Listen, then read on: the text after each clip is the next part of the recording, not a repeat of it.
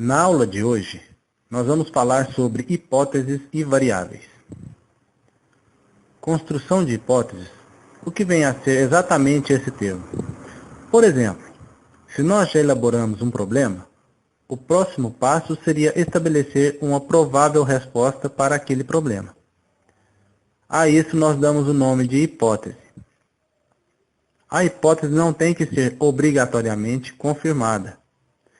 É uma suposição apenas que nós temos para que a resposta àquele problema que nós criamos. Essa hipótese, com todo o trabalho referente à pesquisa, ao final nós vamos concluir se essa hipótese responde ou não ao problema que nós criamos no início da pesquisa. Muitas vezes, o pesquisador novato pode pensar se a hipótese não for confirmada no final da pesquisa, isso significa que minha pesquisa foi invalidada. Ou melhor, ela não foi invalidada. Significa apenas que aquela hipótese criada não responde ao problema. Temos duas considerações importantes a fazer a respeito dessa questão. Primeiro, quando você não consegue fazer a comprovação da sua hipótese, não quer dizer que a sua pesquisa vai ser invalidada. Ela terá um valor científico, uma vez que foi feita dentro dos critérios científicos. Portanto, ela é válida. Uma outra condição a se levar em conta é que o pesquisador pode, a partir daí, elaborar uma nova hipótese e a partir para uma nova pesquisa. Quando se fala em pesquisa, há uma série de passos que devemos seguir. Nós começamos com um tema que é necessário. A partir daí, criamos um problema para esse tema. Em seguida, elaboramos uma hipótese que respondia provavelmente a esse problema. E, por fim, nós temos as variáveis. O pesquisador precisa estabelecer que as variáveis devem entrar em sua pesquisa, porque essas variáveis que vão conferir confiabilidade nos resultados. Mas vamos antes ouvir sobre o conceito de variável. Segundo Regina Fonseca, o conceito de variável refere-se a tudo aquilo que pode assumir diferentes aspectos, valores e posições, segundo os casos particulares ou as circunstâncias. Vejamos então se o conceito de variável está relacionado a tudo aquilo que pode modificar, de aspecto ou de valor. Nós podemos dizer, por exemplo, que a idade é uma variável. Se você fizer uma pesquisa com jovens de 18 anos a respeito de um determinado tema, eles terão uma opinião para dar a você. Mas se você fizer a mesma pesquisa com jovens de 30 anos, com certeza você terá outros resultados. Por isso, nós dizemos que a idade é uma variável. A religião, o sexo, enfim, nós temos uma variedade muito grande de aspectos que podem influenciar numa pesquisa que nós damos o nome de variáveis.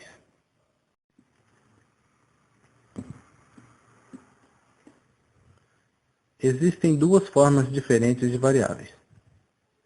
Uma delas é aquela situação em que não existem funções para estas variáveis, ou seja, não há relação entre estas variáveis. Por exemplo, vamos ver o que os alunos de Sistema para a Internet acham de sistemas em nuvem. Esse conceito que nós iríamos obter desses alunos estariam de acordo com as diferentes variáveis, que são, por exemplo, religião, sexo, idade, pode ser um contato anterior com a área. Todas essas questões iriam interferir no conceito que eles usariam a respeito dessa questão que foi levantada para eles. Esse tipo de variável é normalmente encontrada na pesquisa descritiva, porque, como nós já vimos anteriormente, ela só descreve uma situação e ela estabelece relações de dependência de um fenômeno com outro. Ou seja, ela não estabelece. Então, ela apenas vê e descreve. Uma outra forma de variável é aquela que há uma função entre elas, função de causa e efeito. Conforme essa relação de causa e efeito, nós temos diferentes tipos de variáveis. A primeira é a que nós chamamos de variável independente. Essa variável independe de qualquer outro fator. A variável independente vai ser responsável pela modificação do outro fenômeno que nós estamos buscando dentro da pesquisa. A variável independente, como causa, ela vai acontecer sempre antes do efeito, que é a variável dependente. Além disso, a variável independente ocorre sem que nenhum fator tenha interferência sobre ela. Por outro lado, a variável dependente será o efeito.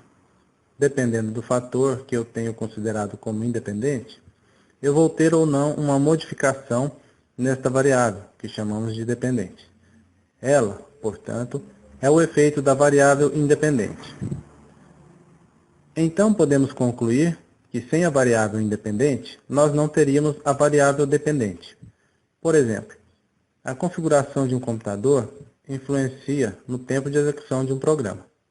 Repare que neste exemplo, temos claramente dois tipos de variáveis. A variável independente, que refere-se à configuração de um computador, e a variável dependente, que é o tempo de execução de um programa.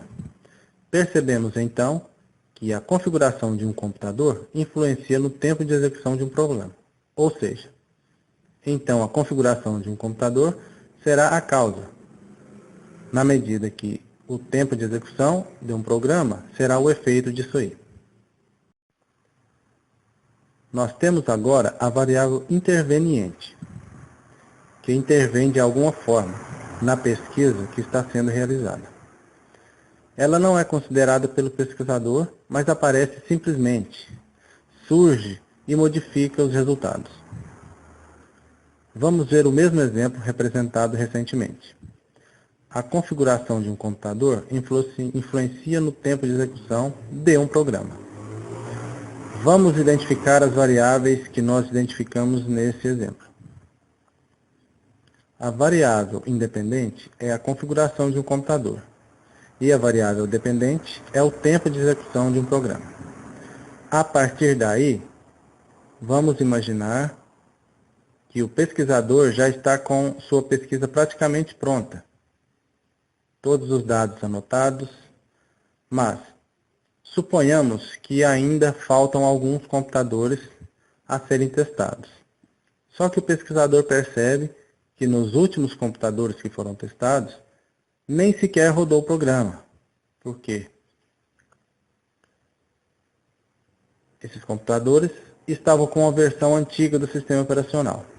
Nesse caso, não foi feita a pesquisa, porque houve intervenção de um dado novo, chamado de variável interveniente.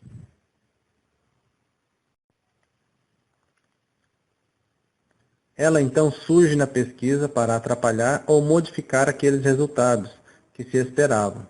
Nesse momento, nós então percebemos como é fundamental a observação do pesquisador com relação às variáveis. Ele tem que ter muita clareza no momento em que ele vai iniciar uma pesquisa. Quais serão as variáveis com as quais ele vai se deparar. Vejam que a variável independente é necessária para que a pesquisa experimental, bem como a variável dependente, porque é a relação que se estabelece entre elas que vai dar ao pesquisador os resultados que ele está buscando, para que ele possa, ao final da pesquisa, fazer uma conclusão fidedigna à sua pesquisa. No entanto, ele tem que prestar muita atenção em relação à variável interveniente. Nós vimos que ela pode aparecer numa pesquisa e ela pode modificar e às vezes prejudicar os resultados dessa pesquisa.